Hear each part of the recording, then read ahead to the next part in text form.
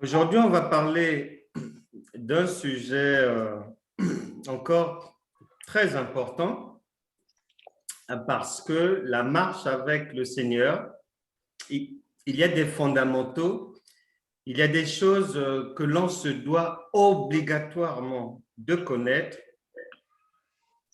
Il y a des choses que l'on ne peut pas négliger, que l'on ne peut pas oublier, que l'on doit obligatoirement toujours avoir à l'esprit. Et aujourd'hui, on va aller voir un aspect un genre de songe que tout le monde fait.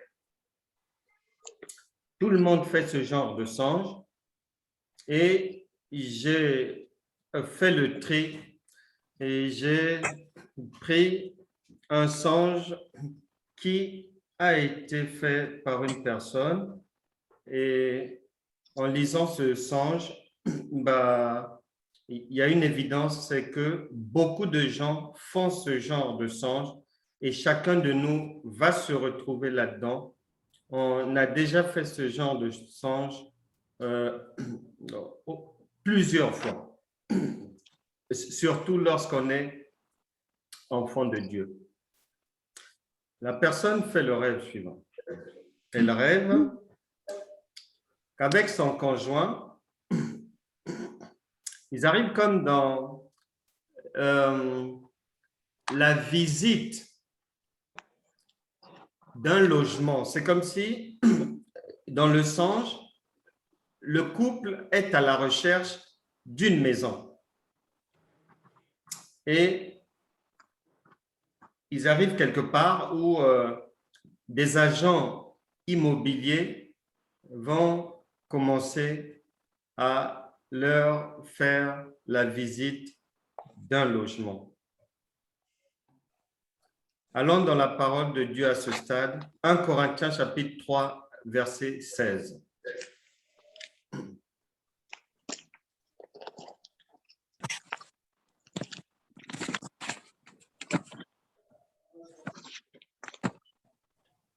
1 Corinthiens chapitre 3, verset 16.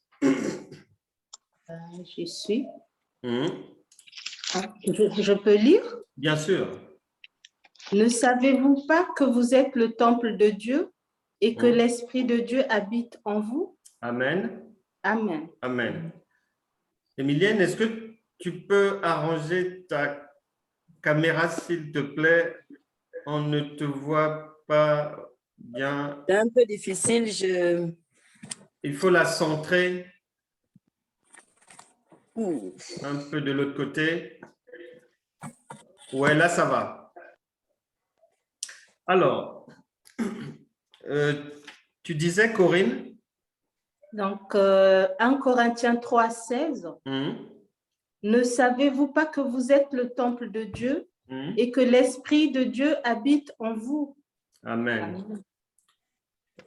Un temple c'est 4 murs et un toit, c'est une maison. Oui. Lis encore Luc chapitre 11, verset 24.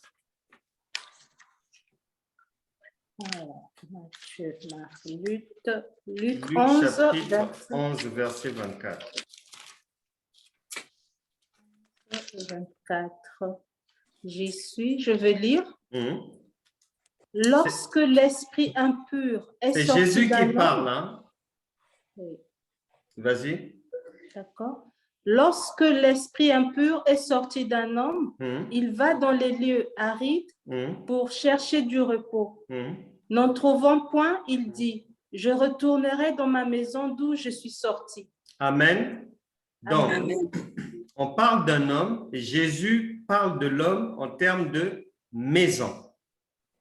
1 Corinthiens 3, 16 parle de chacun de nous, des chrétiens, des croyants, en termes de maison. Nous sommes le temple du Saint-Esprit. Donc, lorsque quelqu'un rêve d'une maison, puisque Dieu a son langage,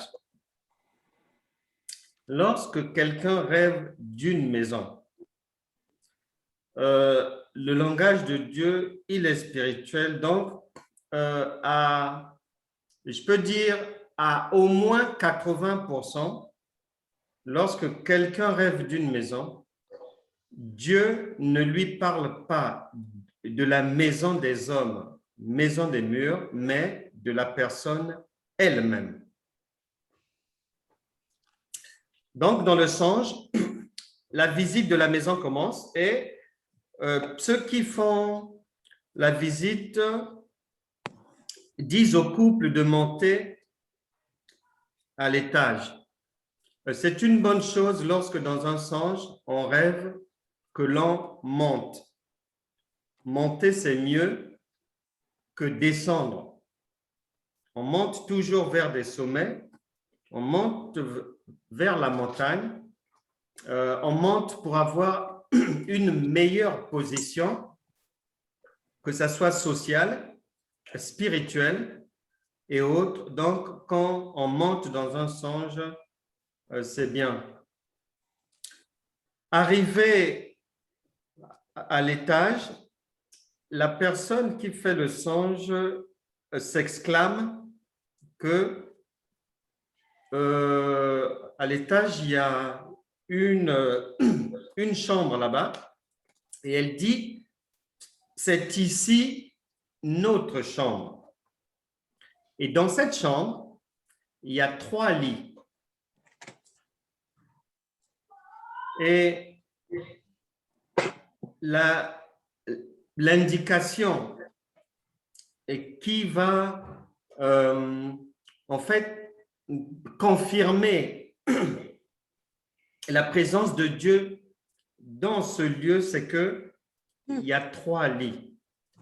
Et ces lits-là représentent le Père, le Fils et le Saint-Esprit. La personne qui fait le songe se met à arranger l'un des lits à droite et à ranger les vêtements, à ranger ses affaires. Cette phase du songe correspond à 2 Corinthiens chapitre 13, verset 5. Ça dit quoi là-bas? 2 Corinthiens chapitre 13, verset 5. Alors, dès le départ, on a dit que cette maison-là n'est pas spirituellement la maison mûre, mais c'est l'individu, c'est l'être humain. 2 Corinthiens 13, 5. Je vais lire. Examinez-vous vous-même pour savoir si vous êtes dans la foi. Éprouvez-vous vous-même. Ne reconnaissez-vous pas que Jésus-Christ est en vous? Amen. À moins que... Amen. Amen. Il y a...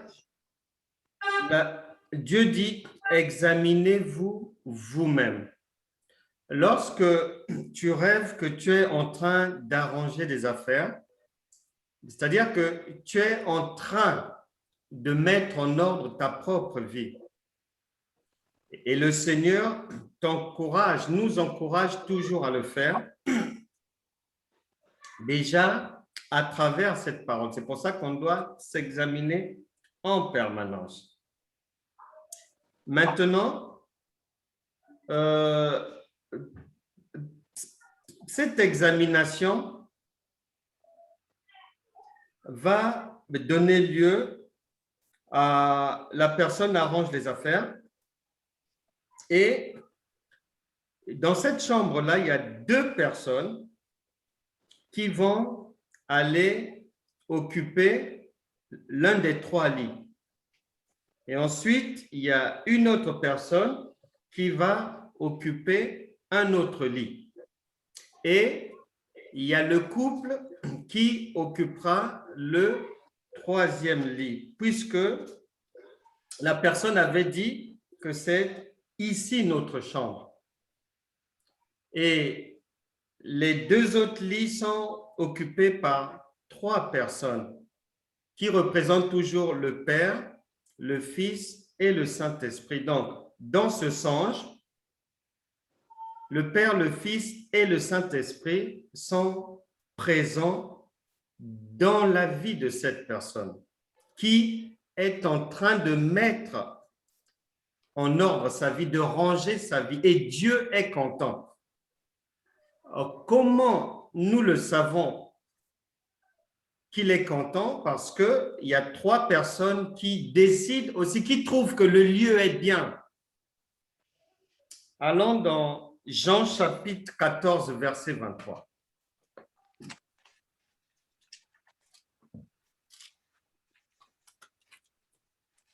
Jean chapitre combien? 14, verset 23.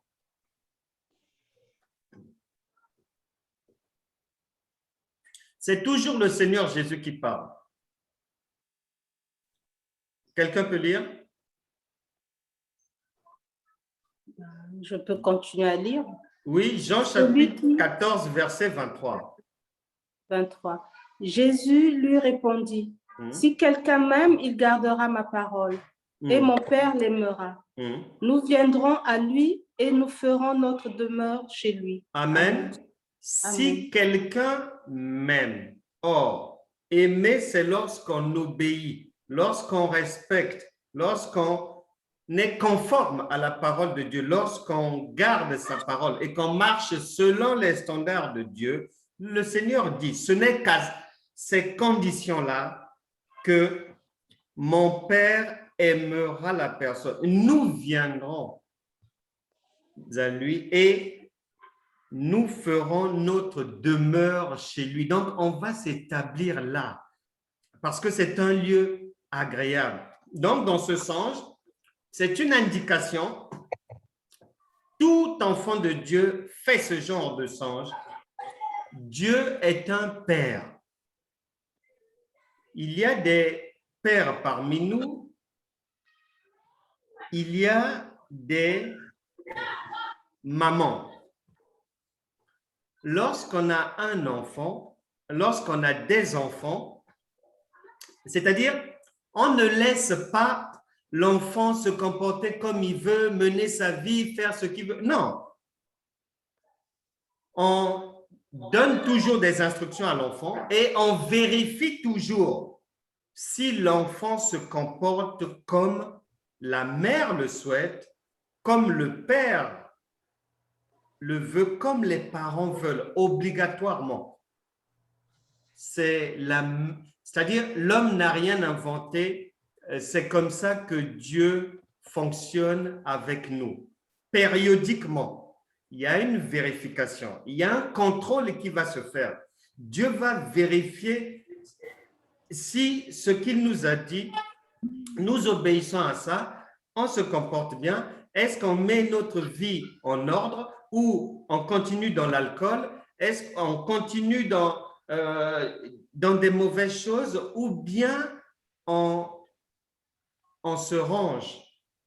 Donc, ce songe-là est un bon songe parce que ce que Jésus dit en Jean 14, 23, si quelqu'un, il y a une condition,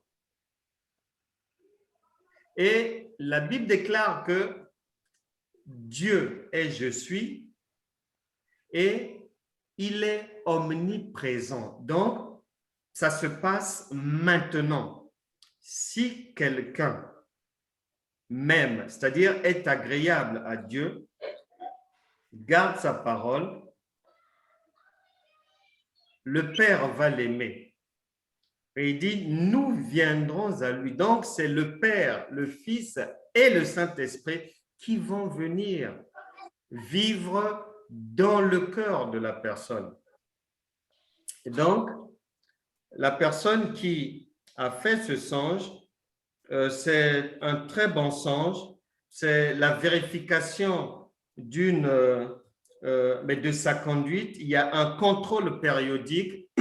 Si tu rêves, par exemple, qu'il y a dans ta maison, il y a un plombier qui vient pour une réparation, s'il y a un problème de plomberie, peu importe le problème, à partir du moment où les gens qui vont venir là, s'ils sont 3, sache que ça n'a rien à voir avec la maison, c'est toi qu'on vient contrôler, le Père, le Fils et le Saint-Esprit viennent contrôler, viennent en fait te donner la note de ta conduite.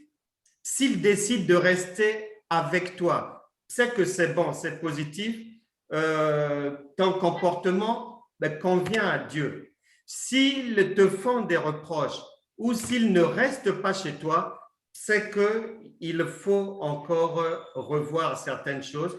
Et 6 mois après ou 8 mois après, tu referas le même genre de songe où cette vérification-là, ce contrôle-là va encore avoir lieu. D'une autre manière, peut-être que là, c'est 3 jardiniers, peut-être qu'il y aura 2 hommes, une femme qui viendront ou quoi. Peu importe, Dieu n'a pas de sexe, le Saint-Esprit n'a pas de sexe.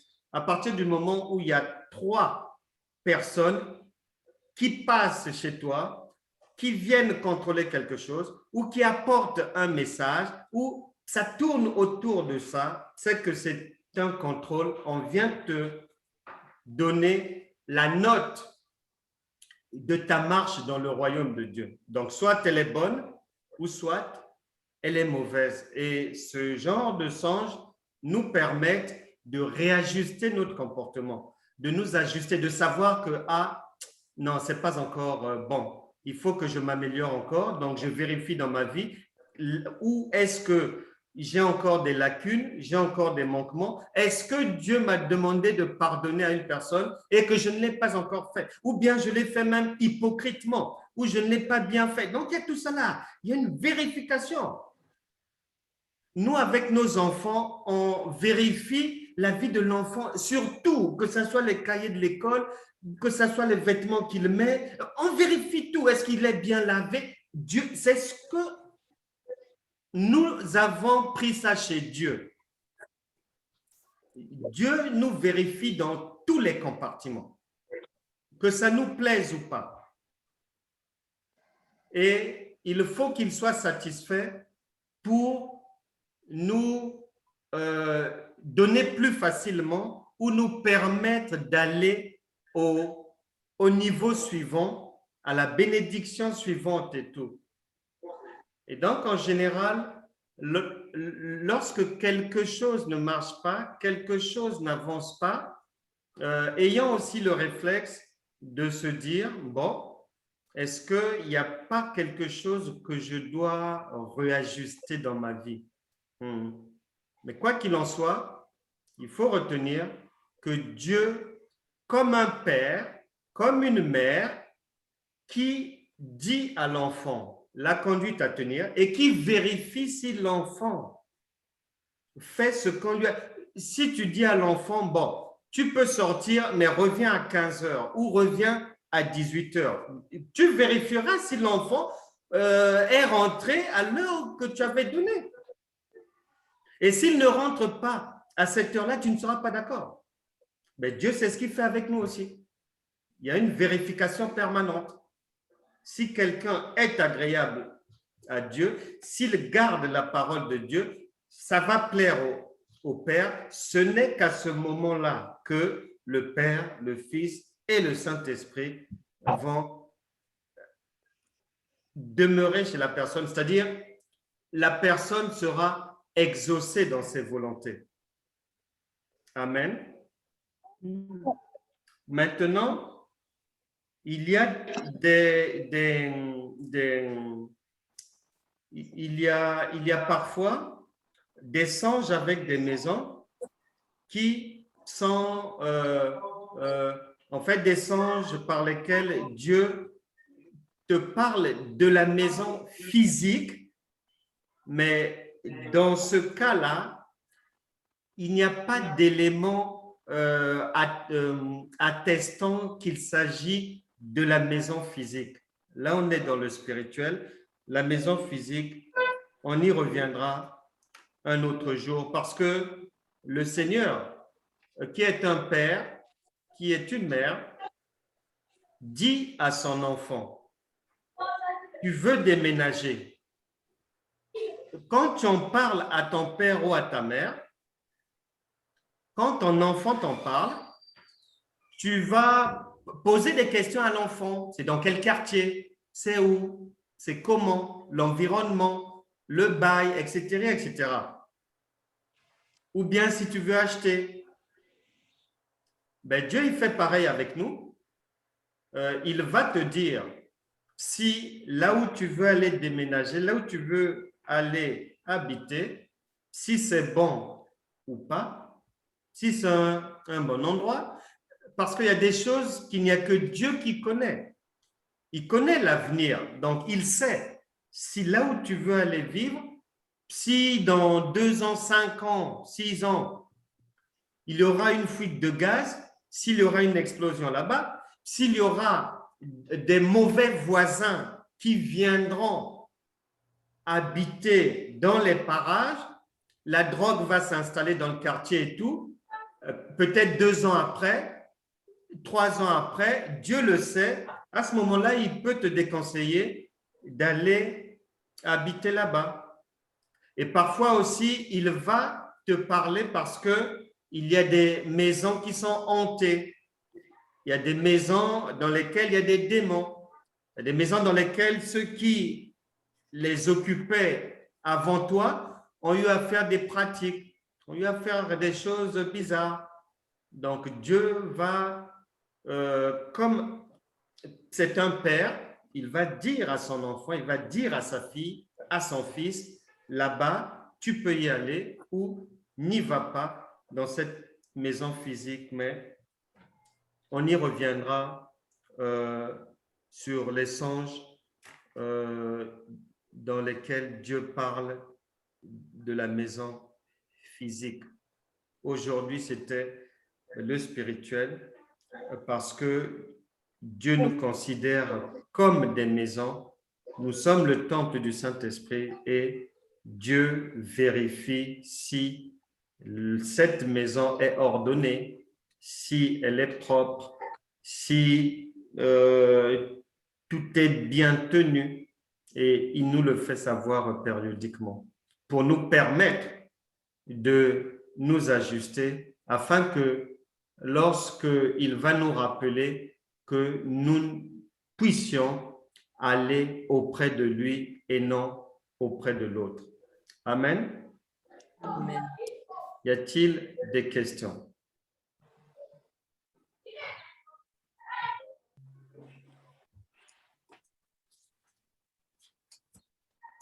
Mireille, tu n'as pas de questions? Je t'entends pas. Pour une fois, je n'en ai pas. Très bien. Mais ça veut dire que le Seigneur a établi sa demeure chez toi, donc tout est parfait. Non, pas forcément. Mais c'est bien. Alors, si personne n'a une question, nous allons prier.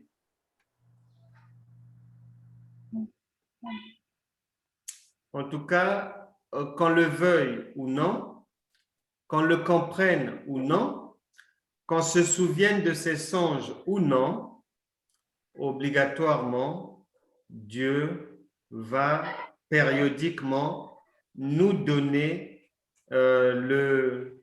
son degré de satisfaction ou d'insatisfaction par rapport à notre conduite.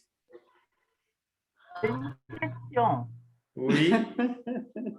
Est-ce que c'est toujours son degré d'attestation? Est-ce qu'il est toujours au moyen de rêve ou par un autre moyen? Non, par un autre moyen aussi. C'est-à-dire, la Bible déclare que l'Esprit de Dieu n'est pas lié. Donc, Dieu, il connaît toutes choses. Si, lui, il sait, par exemple, si quelqu'un ne se souvient pas bien de ses songes ou bien quoi, il va le lui faire savoir. Mais par exemple, par ses collègues au travail ou une collègue du travail. Il va mettre dans la bouche de la personne les phrases, les mots. Par exemple, si la personne dit « Ah, mais ces jours-ci, je trouve que ton comportement n'est pas bien ou je trouve que tu as changé. » Mais changer, la personne va te dire si c'est changé en bien ou en mal. Par exemple, Dieu peut faire cela. Et ça peut être l'enfant, des fois, Dieu va utiliser l'enfant, va mettre ça dans la bouche de l'enfant. Maman, tu n'es pas bien. Maman, ce que tu fais n'est pas bien, etc., etc. Il y a des choses comme ça. Merci. Dieu a son langage, il a ses moyens. Donc, quoi qu'il en soit, il va nous donner l'information. Maintenant, on comprendra ou on ne comprendra pas. Mais en tout cas, lui, il aura donné l'information. Par un songe, par un collègue, par un voisin, par l'enfant, par une lecture, par la télé, par multiples moyens, multisystèmes. Amen. Il peut aussi nous mettre une certitude dans notre cœur, non? Il y a ça aussi, oui, oui. Il y a la conviction mais venant, la conviction qui habite notre cœur, quoi. Ouais. Des fois, tu vois, des fois, Dieu le fait par un ressenti, une sensation. Tu ne sais pas comment l'expliquer aux gens, mais ces jours-ci, tu n'es pas à l'aise. Tu n'es pas en confiance.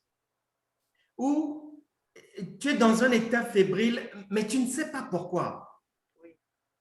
Il y a ce moyen-là aussi que Dieu utilise pour nous parler. Des fois, ça peut être une personne que l'on ne connaît pas du tout. Et cela me rappelle une histoire, lorsque j'y pense, ça me fait vraiment rigoler. Un monsieur, il se plaignait de sa situation. Voilà. Un chrétien, il se plaignait. Il va prendre un engagement. Seigneur, si tu me donnes une femme, je vais te servir. Après, il fait une autre prière. Seigneur, s'il te plaît, avant la femme, donne-moi d'abord le boulot. Il trouve le boulot. Seigneur, s'il te plaît, donne un logement. Il trouve le logement. Il se marie. La vie avance bien. Mais par contre, les mois passent et en fait, lui, il menait sa vie, mais il ne se souciait plus de l'engagement qu'il avait pris. Parce que les gens pensent que comme les yeux physiques ne voient pas Dieu, ben donc je peux lui raconter des bobards, je peux ruser, je peux marcher avec lui dans la roublardise, et puis comme ça la vie va avancer. Mais Dieu nous regarde toujours d'abord. La vie avançait. Un jour, il était en ville, dans les gens qui sont sur le trottoir, une personne folle, c'était un fou, un véritable fou qui va l'interpeller. « Hey, vous là, monsieur là !» Donc, tout le monde se retourne, y compris lui-même. Et le fou l'indexe. Mais alors, jusqu'à quand tu vas continuer à jouer au malin là, avec ton Dieu? Tu n'avais pas pris des engagements? Alors, qu'est-ce que tu attends? Qu'on te punisse pour que tu te mettes en règle? Aïe! Eh oui. Ce jour-là, il a couru voir le pasteur, demandant au pasteur de prier pour lui. Il a fait sa repentance et enfin, il avait pris la décision de respecter ses engagements. Donc, Dieu a plusieurs manières de nous rappeler à l'ordre, de nous noter, de nous dire que ça va ou ça ne va pas encore. Franck, À nous d'être attentifs, oui. il a bien utilisé un âne, donc il peut utiliser un fou. Absolument. Mais souvent, tu le dis, mais souvent, dans le brouhaha quotidien, on l'oublie. Eh oui, Et la pensée me vient maintenant. on l'oublie et en général, le chrétien attend que Dieu lui parle par un moyen qu'il a déjà prévu lui. Or, Dieu n'est pas lié par ça. Il nous parle comme il veut, que ce soit d'une manière directe, indirecte et tout. À nous d'être attentifs. Y a-t-il une autre question? J'ai une question, mais c'est lié à un songe, un rêve que j'ai fait cette nuit. Et je ne sais pas si je peux partager avec tout le monde. Allons-y. Alors, si vous permettez, en fait, je me suis rappelé, c'est vrai, ce matin, j'ai médité un peu sur ce que j'ai rêvé, je ne comprenais pas. Et après, j'ai dit, je noterai ça et ça m'est complètement sorti de la tête. Et donc là, depuis un moment, c'est revenu et puis je me suis dit, pourquoi pas partager. En fait, dans le rêve que j'ai fait, c'était des personnes qui couraient dans tous les sens. Et il y avait les forces de l'ordre qui tiraient, mais vraiment à balles réelles. Et il y avait quelques morts. Il y avait quelques morts, des gens qui tombaient aussi. Et j'ai pu y échapper parce que j'ai vu qu'il y avait certaines personnes qui s'échappaient en utilisant les bouches d'égout. Et donc, j'ai vu le mouvement et je me suis dit, moi aussi, je vais les suivre. Et donc, mais pour la plupart des personnes qui passaient par ces égouts-là, cette bouche, par cet égout, c'était la majorité des expatriés. Mais je ne sais pas, des gens de différentes nationalités. D'accord. Voilà. Et donc, moi aussi, j'ai emprunté ce chemin. Donc, c'était vraiment pour savoir, quand on rêve des forces de l'ordre, quelle explication on peut donner, surtout quand il y a des balles, des tirs à balles réelles. OK.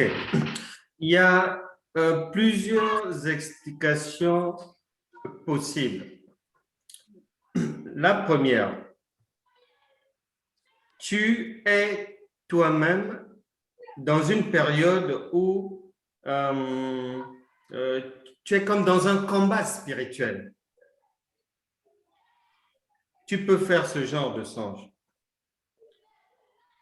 Deuxièmement, ça peut être une prophétie que Dieu te donne sur des événements réels futurs qui se produiront. Troisièmement, ça peut être, c'est-à-dire,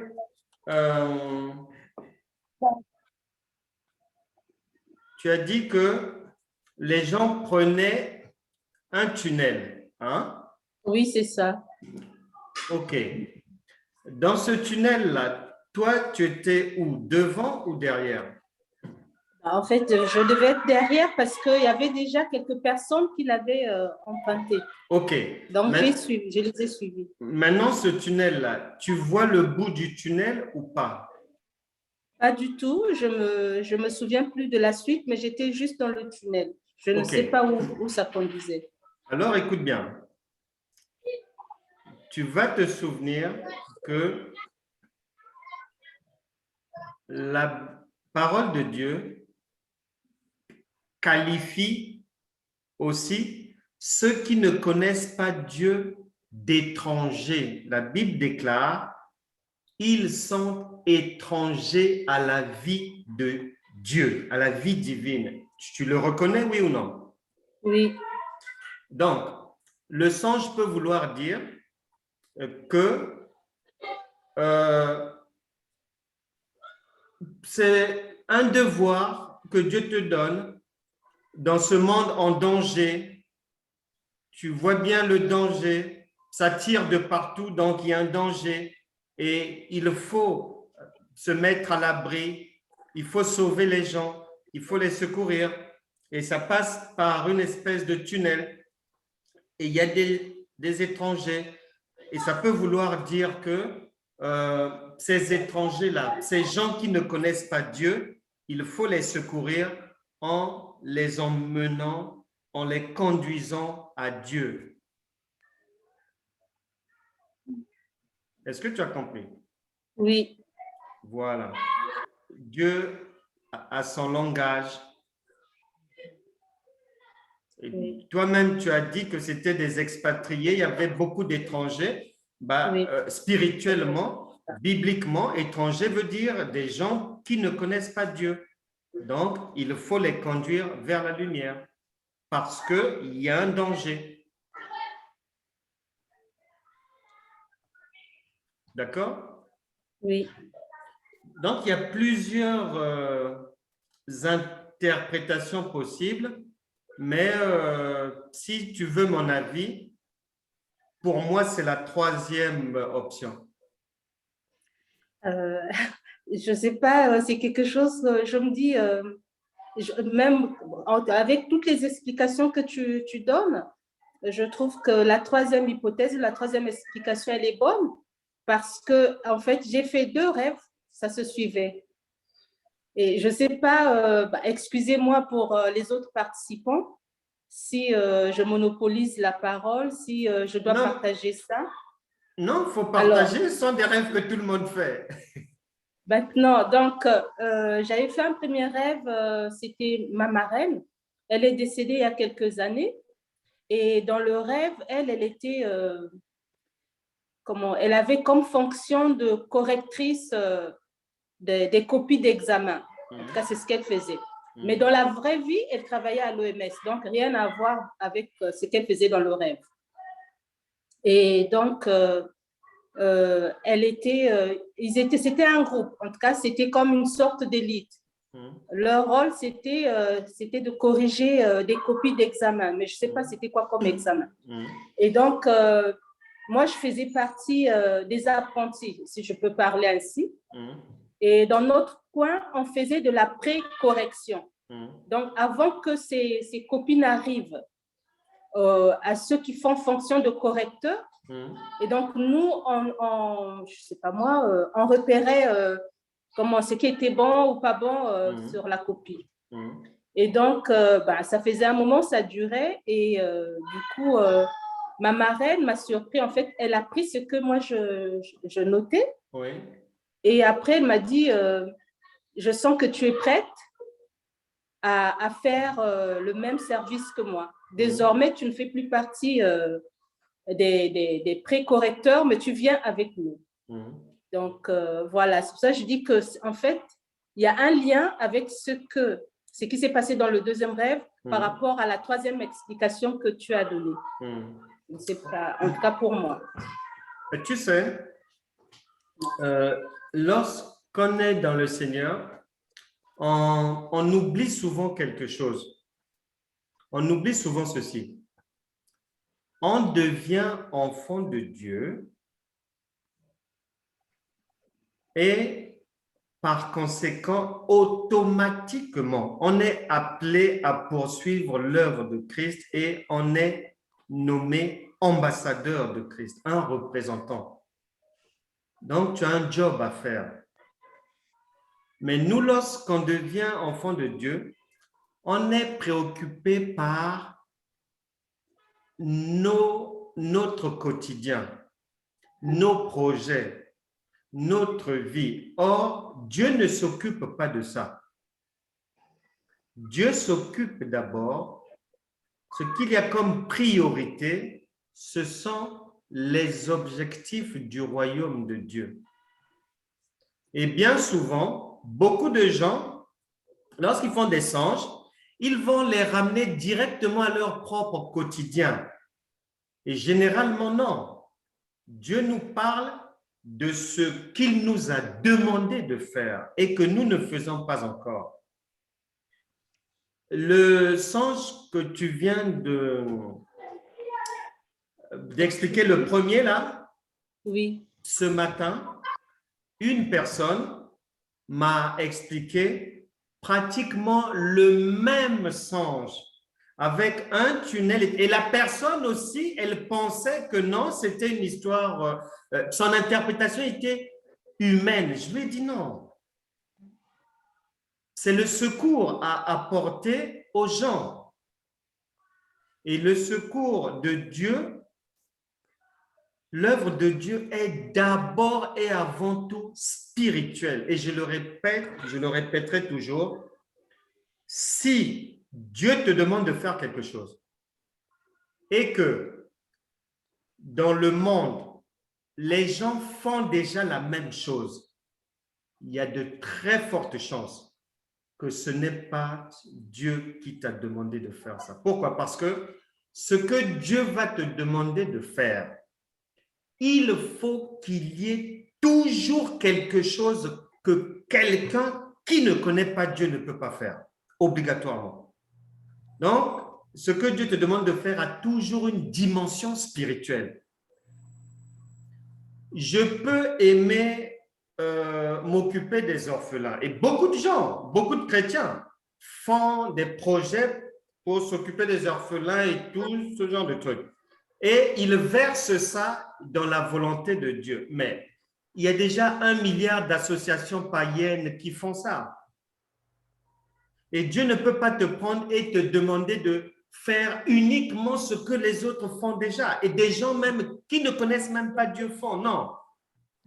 Parce qu'il a dit, il y aura toujours une différence entre celui qui le connaît et celui qui ne le connaît pas. Donc, le secours que nous avons à apporter aux autres, il est d'abord spirituel. C'est d'abord le salut de l'âme. D'abord. Le reste, on peut aider des SDF. On peut faire ceci, on peut faire cela. C'est bien en complément. Mais il y a aussi quand même une parole de Dieu à donner, un encouragement, l'exhortation, obligatoirement pour que l'œuvre soit… Parce qu'en Romains chapitre 12, à partir du verset 1 à 3, là-bas, il est dit qu'il y a ce qui est bon, agréable ou parfait aux yeux de Dieu. Donc, je crois que c'est aider les autres à être sauvés de ce monde vraiment en difficulté. C'est la troisième option qui me… Je reste sur celle-là. Merci beaucoup. Absolument. Nous allons maintenant prier. On va commencer par prier pour… j'avais rencontré quelqu'un en Belgique et j'ai passé de bons moments avec la personne, avec sa mère aussi. Et la personne avait des problèmes de drogue. Et j'ai appris tout à l'heure que le bien-aimé frère en question est décédé d'une overdose. On va prier pour que le Seigneur puisse vraiment assister ses parents et ses 2 sœurs dans cette épreuve difficile. Parce que la perte d'un être cher, c'est pas rien et ça laisse beaucoup de blessures. Et il n'y a que Dieu qui peut cicatriser ces blessures-là. Chacun avec ses mots, on va remettre vraiment cette famille entre les mains du Seigneur. Que Dieu vraiment les assiste. Dieu connaît tout le monde. Il connaît la famille. C'est la famille Itran. Que Dieu les assiste vraiment. Prions pour eux. Seigneur, nous te recommandons la famille Tran, Seigneur. Seigneur, je pense au père de Laurent, je pense à Julienne, je pense à ses sœurs, Seigneur, dans ces moments difficiles. Saint-Esprit, manifeste ta grandeur afin que ta main puisse non seulement les soutenir, les assister, que ta main puisse nettoyer, essuyer leurs larmes, Seigneur, que ta main fabrique, Seigneur, dans leur cœur encore la joie de vivre, les rires, les sourires, Seigneur, que l'espoir ne puisse pas les quitter, Seigneur, que ta présence, Seigneur, demeure dans leur maison, dans leur cœur. Assiste, les console, Seigneur. Il n'y a que toi qui peux consoler, Seigneur. Il n'y a que toi qui peux exhorter, Seigneur. Nous chassons tout esprit de découragement. Nous chassons tout esprit de suicide dans les cœurs de ces personnes. Manifeste ta grandeur, Saint-Esprit. Prends le contrôle de l'ensemble des membres de cette famille. Au nom de Jésus. Amen. Amen. Un sujet de prière. Oui, j'ai un sujet de prière. Allons-y, rapidement. Je ne veux plus porter les lunettes. Ah, d'accord. OK. Ben, c'est très simple. La même chose pour moi. Mais c'est très facile. Alors, non, Dieu est bon. Il est venu sauver l'humanité. Qui ne veut plus de lunettes là? C'est maintenant ou jamais qu'il faut le dire. OK. Je vous pose une question. Vous vous dites que vous croyez en Jésus-Christ, n'est-ce pas? Oui. Bon. Vous êtes les mêmes personnes qui disent qu'il vit en vous par le Saint-Esprit, n'est-ce pas? Oui. Oui. OK. Est-ce que quand Jésus était dehors, l'avez-vous vu avec des lunettes? Non, OK. OK. Lorsqu'il vient vivre en vous, là, est-ce que vous reconnaissez que la parole de Dieu dit qu'à ce moment-là, vous devenez co-ouvrier avec Christ? Oui. Est-ce qu'il y a ça dans vos Bibles ou pas? Oui.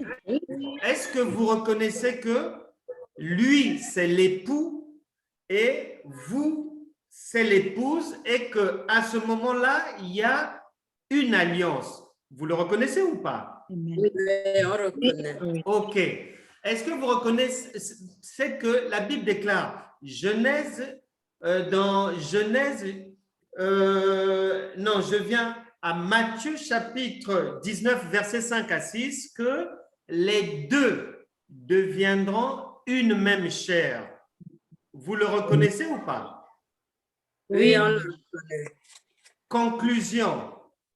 Si celui qui est en moi, lorsqu'il était dehors, il ne portait pas de lunettes, donc lorsqu'il vient vivre en moi, si moi j'ai des lunettes, il vient pour m'enlever ses lunettes parce que lui n'est pas habitué à ça. L'époux n'a pas de lunettes, il ne supporte pas ça. Donc, il va tout faire que dans ce ménage-là, qu'il n'y ait pas de lunettes. Qui croit en ça, là? Amen. Vous êtes sincère ou bien... je suis sincère. Je sais que Jésus ne portait pas les lunettes. Est-ce que vous avez compris ce que j'ai dit? Oui. Est-ce que ce que j'ai dit là, c'est faux ou c'est vrai? C'est vrai. C'est vrai. Bon. Vrai de vrai. Maintenant, la Bible dit, Dieu dit, Si tu crois. Jean chapitre 11, verset 40, si tu crois. En fait, il faut que je revienne cette semaine sur le verbe croire, parce que le verbe croire, ce que nous, l'on y met dedans, ce n'est pas le même contenu que chez Dieu. On doit repréciser ces choses-là. Puisque Dieu dit, si tu crois en cela, ben, tu vas avoir la guérison. Si tu crois que le Jésus qui était dehors était sans lunettes, peut-être que dans ta Bible, il est mis là-bas qu'il avait des lunettes, mais dans la mienne, non.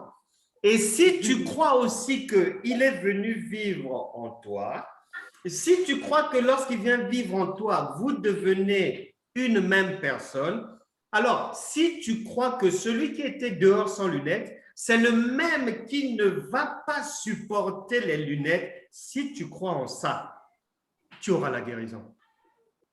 Amen. Amen. C'est simple comme bonjour. Amen.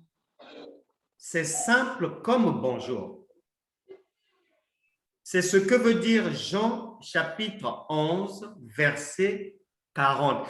Ce n'est pas une croyance à l'aveuglette comme ça, oui, je crois, Non, non, non, non, non. Dieu dit si tu crois. Tu verras la gloire de Dieu. Mais quand il dit si tu crois, c'est si tu crois comme moi. Et moi, je viens vivre en toi. Si ta croyance s'aligne sur ma croyance, il n'y a pas de problème. C'est lorsqu'il y a décalage entre la croyance de l'époux et la croyance de l'épouse qu'il y a, ça ne va pas. Ça ne peut pas marcher. Mais lorsque les cordons, les violons, lorsque la fréquence est la même, c'est bingo.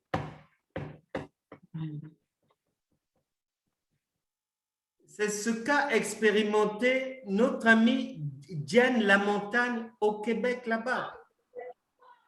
Après 20 ans d'insuffisance respiratoire, assistée par un appareil pour dormir et tout. Mais pendant 20 ans, on lui a imposé les mains, toutes sortes de prières, de jeûnes, ceci, cela. Ça ne marchait pas parce que au niveau de la compréhension, sa compréhension ou la compréhension de ceux qui priaient pour elle ou l'enseignaient n'était pas au même niveau que la compréhension du Père. Ça cloche. Mais lorsque ça devient comme ça, c'est la guérison. C'est pour cela que Jésus enseignait les foules. La compréhension de ces enseignements faisait que pratiquement toute la foule était guérie après avoir écouté et compris.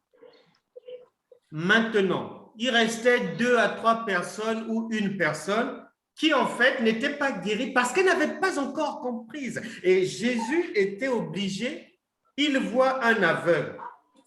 Mais il se permet quand même de demander à l'aveugle, que veux-tu que je fasse pour toi? Mais il voit bien qu'il est aveugle. Non, il demande pour réexpliquer, pour vérifier si cette fois-ci il a compris. Si cette fois-ci il a compris, c'est un problème de compréhension. La compréhension elle précède la connaissance. Et Jésus a dit en Jean chapitre 8, verset 32, que c'est la connaissance qui va t'ouvrir la porte de la délivrance, de la guérison. Nous allons maintenant prier. Comme vous dites devant Dieu que vous croyez maintenant, donc on va prier, puis il n'y aura plus de lunettes. Amen. Amen. Amen. J'ai toujours dit le royaume de Dieu, c'est le repas du Seigneur. La table est dressée, la table du grand roi. Et nous y sommes invités. Si tu veux la guérison, sur la table, c'est le gigot d'agneau. Tu prends. Si tu veux sortir des dettes, sur la table, c'est, je sais pas, du poulet, je sais pas quoi. Tu te sers. Et ce qu'il y a sur la table, ce sont les paroles de Dieu qui sont là-dedans.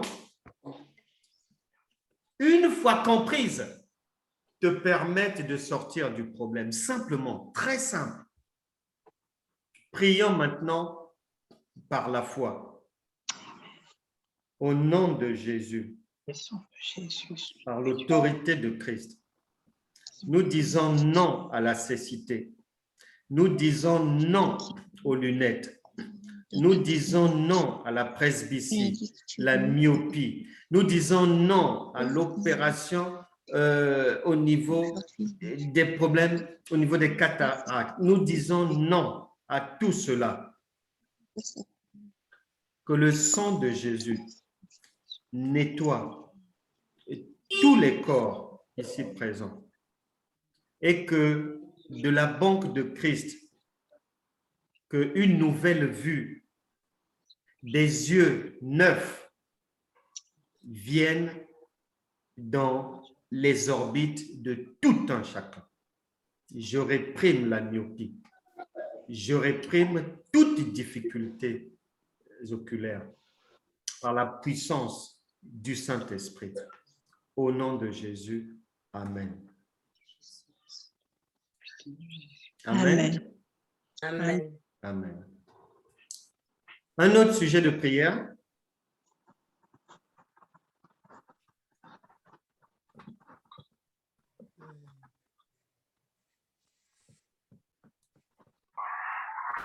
Emilienne, vas-y. Moi, j'ai ma Benjamin, en fait, qui a eu 2 fois de suite des moments où elle est arrivée après les fiançailles, où tout était prêt et puis le mariage n'a pas eu lieu. Ok. On va prier parce que le Seigneur a dit dans sa parole, 2 valent mieux qu'un. Il ajoute que l'homme quittera son père et sa mère et s'attachera à sa femme et les 2 deviendront une même chair. Sur la base de ces paroles-là, elle a droit à rentrer dans un mariage si tel est son souhait. Par conséquent, nous allons prier afin que tout ce qui bloque sa volonté soit ôté de sa vie. Prions par la foi. Elle s'appelle Annie-Flore Mbenga. Ok. Seigneur, nous te recommandons Annie-Flore. Tu as dit que tu connais les projets que tu as formés sur elle, des projets de bonheur. Saint-Esprit, nous voulons maintenant voir ces projets s'accomplir réellement dans sa vie. Conformément à Romains chapitre 4, verset 17, nous ordonnons au mariage de la localiser au nom de Jésus. Que dans le monde spirituel et physique, tout blocage, toute barrière soit brisée maintenant au nom puissant de Jésus. Que toute mauvaise parole prononcée sur sa vie pour l'empêcher de se marier, nous annulons ces paroles par le sang de Jésus dans le monde spirituel et dans le monde physique. Nous ordonnons à la faveur divine d'être son partage, que le mariage vienne à elle, vous plongeant son futur foyer dans le sang de Jésus. Amen. Amen. Amen. Voilà. Pasteur, je peux? Rapidement. Oui, j'ai ma soeur qui m'a réveillée ce matin. Oui. Il y a l'enfant tout le temps qui est en train de faire un peu de trouble. Mais là, ça revient encore. Elle m'a réveillée ce matin, Marceline, tu dois m'aider à trouver là où prier pour cet enfant-là. Amen. Je dis seulement Amen. Et voilà, je remets cet enfant-là entre les mains de Dieu. Lui qui est alpha et oméga, vraiment. Rien n'est impossible à lui. C'est un enfant, c'est un garçon de 21 ans. Voici 2 ans que cet enfant-là ne va pas à l'école parce qu'elle présente des troubles psychiques. Donc, voilà, nous le remettons entre les mains de Dieu. Il s'appelle Malcolm. Malcolm, hein? Oui. Il s'appelle Malcolm Antoine. D'accord. C'est des troubles de quoi? Je n'ai pas entendu. Psychologique. Psychologique, ok. Ouais, il hallucine, quoi. Il hallucine. Voilà. Oui, il est dépressif, quoi. Voilà, dépressif, oui. Ok. La Bible déclare que tout ce que Dieu fait est bon. Si Dieu donne un enfant, il le donne en bon état. Mais il arrive que sur le parcours de la vie, des choses, des événements désagréables surviennent. Mais nous allons prier afin que les mauvaises choses quittent la vie de ce bien-aimé frère Malcolm et qu'il revienne dans son bon sens. Prions le Seigneur. Seigneur, nous te recommandons Malcolm. Il est animé d'un esprit qui ne vient pas de toi. Merci pour ton amour pour lui. Au nom de Jésus, je réprime le diable, je réprime les démons.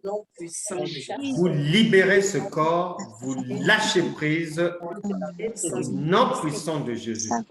Nous disons non à la dépression, non à la folie. Tout esprit de la folie, tu quittes ce frère, tu sors de ce corps au nom puissant de Jésus. Nous disons non à Satan. Nous disons non à toute puissance diabolique qui persécute sa vie. Réprimons maintenant. Plongeons ce frère dans le sang de Jésus. J'appelle son esprit à revenir en lui, qu'il soit dans son bon sens désormais. Les anges de Dieu campent autour de lui, que la guérison divine soit définitive dans sa vie. Au nom de Jésus. Merci Seigneur pour ta bonté. Merci Seigneur pour la guérison. Amen. Amen. Amen. Amen. Amen. Seigneur, merci pour un moment comme celui-ci. Tu as dit que là où 2 ou 3 sont réunis en ton nom, tu es au milieu d'eux. Seigneur, tu étais avec nous au début comme Alpha et tu es encore avec nous à la fin comme Oméga. Nous te disons merci de nous avoir enseigné et de nous avoir exaucés. Amen. Amen. Bonne fin de journée, bonne soirée. Merci. Et Bonne semaine. pour les personnes disponibles, à demain, 5 heures du matin. D'accord. Pour la prière. Ça marche. Merci. Toujours sur le Zoom, hein? Non, non, non. Là, c'est par WhatsApp. D'accord. À 5 heures. Bonsoir à tout le monde. Bonsoir Jacqueline, bonsoir Marceline, bonsoir Corinne. Bonsoir Corinne encore, bonsoir Emilienne. Mireille, Merci. à demain. Bonsoir tout le monde. Bonne soirée. À demain. Mireille, à demain. Mireille. Oh, Marceline. Maman, Au revoir. Jacqueline. Au revoir. Bientôt.